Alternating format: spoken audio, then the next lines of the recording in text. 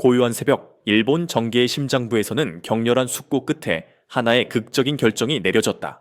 새롭게 취임한 총리 다카이치 타카이치는 야스쿠니 신사 참배를 보류하는 방향으로 조정을 진행했고, 이는 한국과 중국과의 외교적 마찰을 피하려는 명백한 의도였다고 전해진다. 강경 보수 성향의 다카이치는 과거 장관 재임 시절에도 매번 야스쿠니 신사를 참배해왔으며, 특히 2022년에는 경제안보 장관으로서 3년 연속 참배를 강행했었다. 그녀는 과거에 야스쿠니 신사 참배를 안 하면 상대가 기어오른다거나 독도는 일본 영토라는 주장을 명확히 해야 한다는 식의 강경 발언을 서슴지 않았기에 그녀가 총리가 되자마자 국내외에서는 우려와 분노의 목소리가 동시에 터져 나왔다. 하지만 놀랍게도 그녀는 한국을 강하게 의식하여 강한 반발을 회피하는 길을 택했으며, 이는 예상 밖의 행보로 분석된다. 일본 TBS 방송은 아베 총리의 사임 직후 한국 언론들이 이 사태를 일면에서 대서특필하고 있으며, 차기 총리 후보인 다카이치를 여성판 아베로 표현하며 경계감을 노골적으로 드러내고 있다고 보도했었다. 한국 미디어는 그녀를 강경한 우파로 분류했으며, 누가 돼도 한일 관계는 후퇴할 가능성이 높다는 비관적인 견해까지 전파했었다. 심지어 한국 정부 관계자는 이시바 총리의 퇴진으로 한일 협력 관계가 악영향을 받을까 심각하게 우려하고 있다는 입장을 전하기도 했다. 이러한 보도에도 불구하고 일본 극우 세력은 여성판 아베면 최고의 찬사라며 다카이치를 열렬히 지지했으나, 막상 총리직에 오른 다카이치는 상대가 기어오른다 던 패기를 쳤고, 이 엄중한 시국에 한국을 절대 자극하면 안 된다는 현실적인 판단 아래 참배를 철회했다. 일부 강경파의 비판에도 불구하고 대다수의 일본 진보와 보수 언론, 그리고 수많은 일본 네티즌들은 이 결정을 환영하는 분위기였다. 야후재팬의 다카이치의 야스쿠니 참배 보류 기사가 게재되자 일본 네티즌들은 폭발적인 반응을 쏟아냈고, 일본 내 전문가들은 이를 당연한 수순으로 해석했다. 2013년 12월 아베 총리의 참배 당시 중국과 한국은 물론이거니와 오바마 미 행정부마저 이례적으로 실망 성명을 발표하며 양국 관계가 약 1년간 경색된 전례가 있었다. 현재 트럼프 행정부 역시 한미일 안보 협력 강화를 주요 목표로 설정하고 있는 만큼 다카이치가 야스쿠니 참배에 신중한 태도를 보이는 것은 지극히 당연하다는 분석이었다. 중국의 패권주의적 움직임이 거세지고 러시아와 북한의 군사적 위협이 증대되는 상황에서 일본을 둘러싼 안보 환경은 전후 최악의 난국에 처해 있다. 이처럼 중차대한 시기에 한미일 안보 협력을 고려한다면 심지어 다카이치를 지지하는 강경 우패계조차 야스쿠니 참배는 현명하지 않은 행동임이 명백하다는 지적이다. 더욱이 한 달 내에 트럼프 대통령의 반길이라는 외교적 중대 이벤트를 앞둔 시점에서 미국이 일본이 한국이나 중국과 역사 문제로 갈등을 빚어 관계가 악화되는 것을 결코 바라지 않을 것이라는 점이 결정에 크게 작용했다. 매파적 성향의 보수 민족주의자로 알려진 다카이치가 국가 최고 책임자가 된 지금 자신의 오랜 신념과 관련된 사안이라 할지라도 국제 정세를 냉철하게 감안하여 유연한 판단을 내릴 수 있는 현실주의자가 될 수 있음을 입증하는 사례였다. 이 결정은 미국에서도 대체로 긍정적으로 받아들여졌으며, 특히 자민당과 연정을 구성하고 있는 공명당의 극심한 반대 역시 큰 역할을 했다. 공명당의 사이토 테치오 대표는 중국, 러시아, 북한의 연계 강화 등으로 일본의 안보 환경이 어려워지는 가운데 한국을 자극하는 야스쿠니 참배가 외교적 문제를 일으켜서는 안 된다고 강하게 피력했다. 그러나 전문가들은 현재 일본에게 더욱 중요한 것은 북중의 안보 위협을 넘어 미국과의 관계 속에서 한국과의 협력, 즉 한국의 도움이 절실한 상황이라는 점을 꿰뚫어 보고 있다. 다카이치는 지난 일본당 총재 선거에서 대미 투자와 불평등 문제에 대해 확실히 얘기해야 한다고 언급하며 재협상의 가능성을 시사했었다. 한국은 여전히 3.25%에 달하는 투자 불평등과 불합리한 부분을 거부하며 치열한 협상전을 펼치고 있으며, 다카이치는 이러한 한국의 놀라운 협상력에 영향을 받았을 것이라는 분석이 지배적이다. 심지어 놀라운 협상력을 보이는 한국과 연대해야 한다는 내부 목소리도 상당한 상황이다. 이 모든 것보다 더 긴급한 현안은 바로 방위 문제였다. 지난 6일 일본 동양경제는 한 걸음 잘못하면 단명 정권으로 끝날 가능성도 라는 충격적인 제목의 기사를 게재했다. 현재 자민당은 중의원, 참의원 모두에서 과반에 미달하는 상태로 정권의 안정적 운영을 위해 연립 확대 협상이 필수적이다. 신임 총리 다카이치는 공명당과의 연정을 유지하는 동시에 일본 유신회나 국민민주당 등과의 협력을 모색해야 하는 절체절명의 상황에 놓여 있었다. 자민당이 최근 선거에서 패배한 주요 원인은 물가 상승, 실질임금 정책, 격차 확대 등 국내 경제 현안의 심각성 때문이었고, 당장 휘발유 세금 폐지와 부유층 증세 같은 난제에 직면할 수도 있었다. 여기에 가장 큰 불덩이는 트럼프 대통령이 27일에 일본에 온다는 사실이었다. 동양 경제는 트럼프가 일본의 방위비 대폭 증액이나 미국제 무기 구입을 압박할 것으로 보았으며, 외상이나 방위상 경험험이 전무한 다카이치의 외교 수완에 깊은 우려를 표했다. 총리 취임과 동시에 아시아 국가들과의 근린 외교, 그리고 미국과의 동맹국 외교에서 그녀의 역량이 시험대에 오르게 된 것이다. 강경 보수파가 요구하는 야스쿠니 참배 등을 강행하면 공명당과 야당, 인근 국가의 반발은 필연적이며, 반대로 강경 노선을 봉인하면 발밑에 보수파 불만이 폭발하는 딜레마에 빠진 것이다. 이러한 딜레마 속에서 연립 확대를 목표로 하면서도 고물가와 격차 확대에 대응하는 난제에 임해야만 했다. 만약 여기서 성과를 내지 못한다면 다카이치 정권은 좌초하고 자민당 정치는 한층 더 수렁에 빠질 것이라는 암울한 전망이었다. 당장 일본은 트럼프의 방위비 인상 압박에 대비해야 했지만 그 선례는 한국에 달려 있었다. 한국은 주한미군 방위비 분담금 대폭 증액 요구에 맞서 최대 3.5% 이상 올려줄 수 없다는 단호한 입장을 고수하고 있었다. 트럼프가 일기 때처럼 주한미군 철수를 언급할 수도 있으나 주한미군은 전략적으로 중국을 견제하는데 최적의 요충지이기에 한국이 무리하게 미국의 요구를 들어줄 필요가 없다는 강력한 주장이었다. 한국의 방위비 협상 결과는 일본이 뒤따라 방위비를 올려줄 수밖에 없는 구조를 만들기 때문에 한국의 협상은 다카이치 정권의 최대 관심사일 수밖에 없었다. 이러한 상황에서 미국 국방부 인도태평양 차관보로 지명된 존 노 동아시아 담당 부차관보는 7일 연방 상원청문회에서 의미심장한 발언을 함했다. 그는 주한미군의 역할과 규모에 대해 주미군은 이 지역에서 미국의 이익을 증진하도록 태세를 갖추고 배치되어 있다며 현 안보 환경에서 적절히 초점을 맞추도록 한국 정부와 협력하겠다고 밝혔다. 특히 한국에 대해 한미 동맹이 북한에 대한 재래식 억제에 집중해야 함은 당연하지만 한국의 많은 역량이 대중국 억제에도 기여할 수 있다고 강조했다. 한국군의 장거리 타격 능력, 통합항공 및 미사일 방어, 우주전, 전자전과 같은 역량은 중국과 북한 양쪽에 모두 맞서 지역 내 억제를 강화하는 데 중요한 영향을 제공할 수 있다는 분석이었다.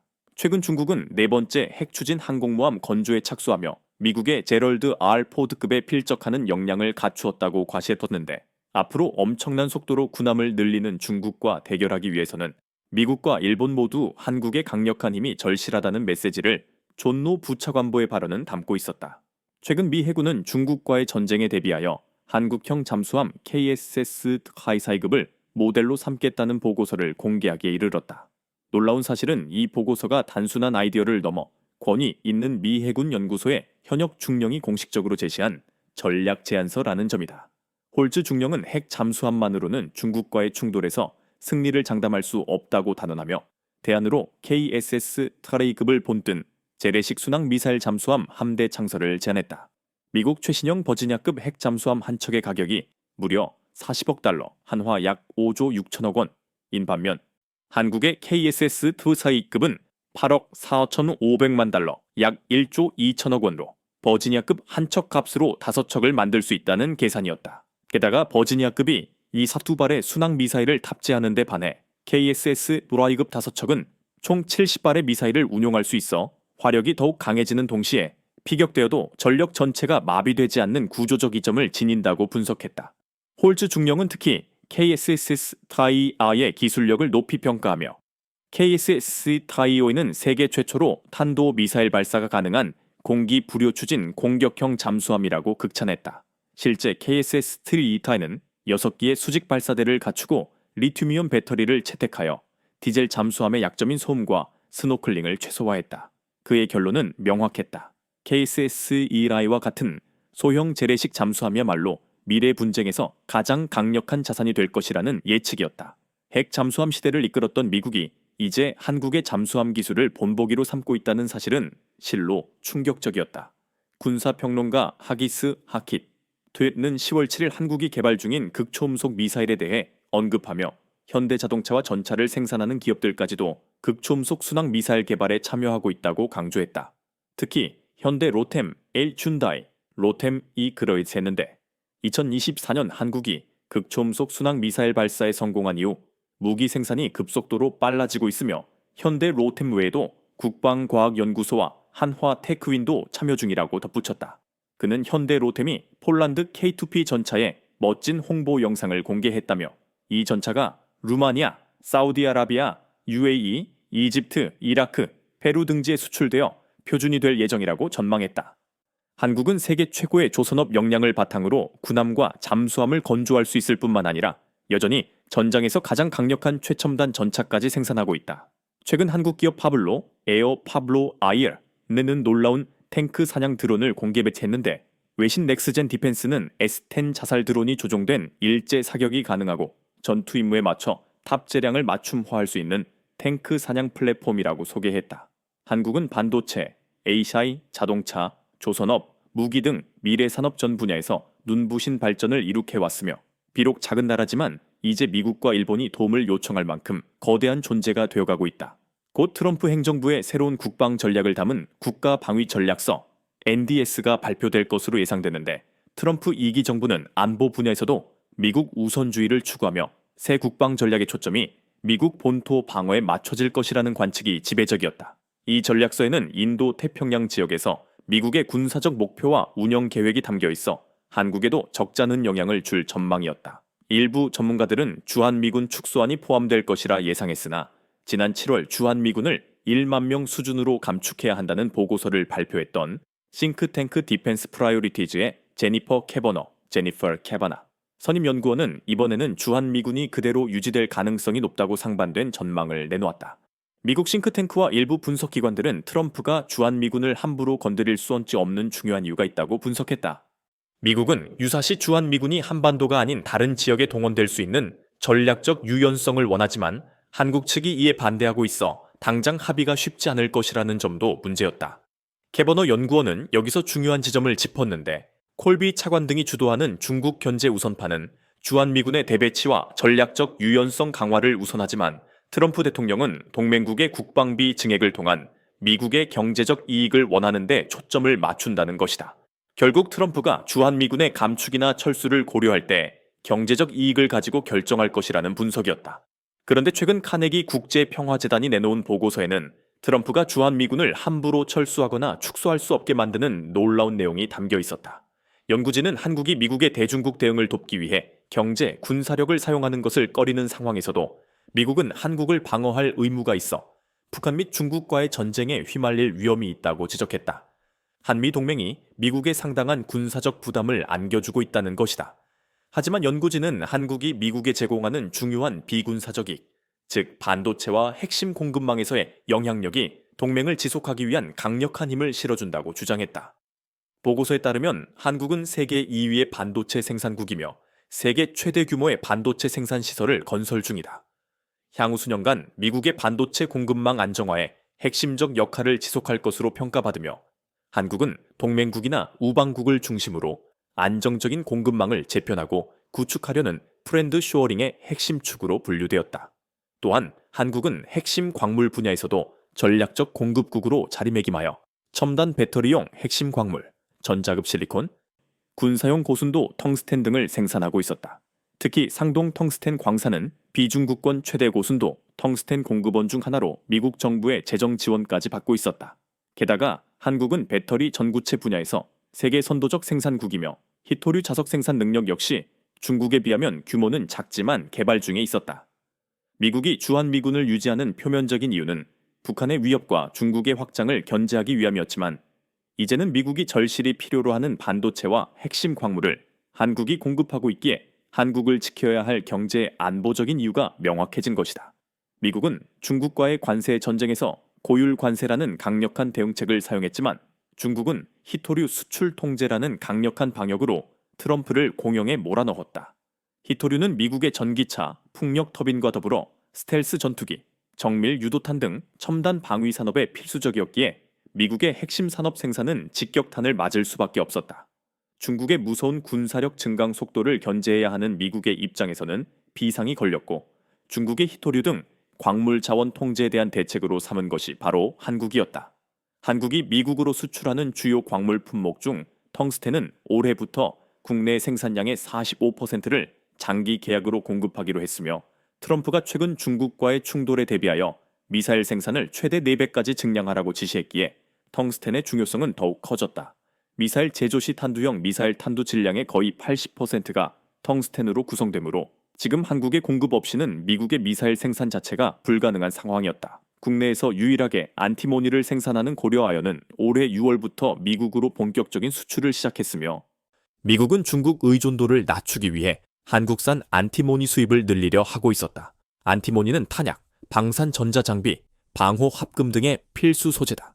또한 탄도, 포탄, 폭약 등에 쓰이는 비스무트는 한국이 미국 전체 수입량의 무려 42.1%를 담당하고 있으며 정밀 전자장치, 센서, 유도 시스템, 레이더 등에 쓰이는 인듐 역시 미국 전체 수입의 15.9%를 한국이 책임지고 있었다.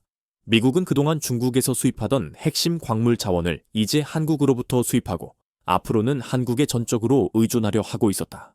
한국이 텅스텐, 비스무트, 인듐 등 미사일 재료를 대량 생산하는 이유는 미국 수출뿐만 아니라 한국 자체적으로도 엄청난 미사일 무기 등을 생산하고 있기 때문이었다. 한국은 이를 통해 국방력을 강화함과 동시에 전 세계로 무기를 수출하며 막대한 경제적 이익을 창출하고 있었다. 미국을 비롯한 서방 국가들은 중국 의존에서 벗어나 유사시 공산 진영이 공급을 막을 것에 대비하고 있으며 한국은 서방의 무기 생산 및 광물 자원의 첫 번째 공급 국가가 되려 하고 있었다. 더욱 치명적인 사실은 미국이 한국을 놓치면 더 큰 문제가 발생한다는 점이었다. 한국은 2023년 기준 중국 내 7위 투자국으로 AI 데이터 센터 등 중국 기술 스타트업 사업에 활발하게 투자하고 있다. 미국이 대중기술 통제를 하려고 노력하는 상황에서 한국이 협조하지 않는다면 이는 미국에게 막대한 부담 요인으로 작용할 수밖에 없었다. 이 보고서의 종합적인 결론은 주한미군 유지에 따른 군사적 부담은 크지만 한국은 반도체, 핵심 광물, 첨단 기술 분야에서 미국이 의존할 수밖에 없는 전략적 경제 파트너라는 것이었다. 흥미롭게도 한국은 미국의 대중 견제 전략에서 총 대신 칩으로 싸우는 동맹국으로 묘사되어 있었다. 결국 미국이 주한미군을 유지하는 것은 단순히 북한의 위협으로부터 한국을 지켜주기 위해서라기보다는 중국을 견제하고 미국의 경제의 안보적인 이익을 지키기 위함이라는 냉정한 분석이었다. 미국이 경제안보에서도 미국 우선주의를 내세우는 만큼 언제까지 미국이 한국을 지켜줄 것인가에 대한 근본적인 질문이 제기되고 있다. 이는 한국뿐만 아니라 유럽 등 다른 동맹국들도 마찬가지로 직면한 문제였다. 주한미군 감축을 주장했던 디펜스 프라이오리티즈의 캐버너 연구원마저 이번에는 주한미군이 유지될 것이라고 전망하면서도 주한미군 철수가 한국의 핵무장으로 이어질 수 있다는 우려에 대해서는 우방국이 한정된 핵 확산은 괜찮다며 세상이 변하면 조약도 재검토해야 한다고 말해서 했는데 이는 워싱턴의 제한주의자 그룹의 공통된 생각이었다. 이미 미국 내에서는 한국의 핵무장을 허용해야 한다는 의견이 다수 존재한다는 뜻이었다. 최근 월스트리트 저널 전 발행인은 북한의 핵 능력이 강화되고 미국의 안보 공약에 대한 의심이 커지는 가운데 한국이 자체 핵무장을 추진할 가능성이 있다고 경고했다. 미국의 베테랑 언론인 케일리엇 하우스는 9일 기고문에서 동맹국인 미국이 갑자기 흔들릴 경우 한국은 김정은을 억제할 다른 방법이 없다고 생각하게 될 수도 있다고 지적했다.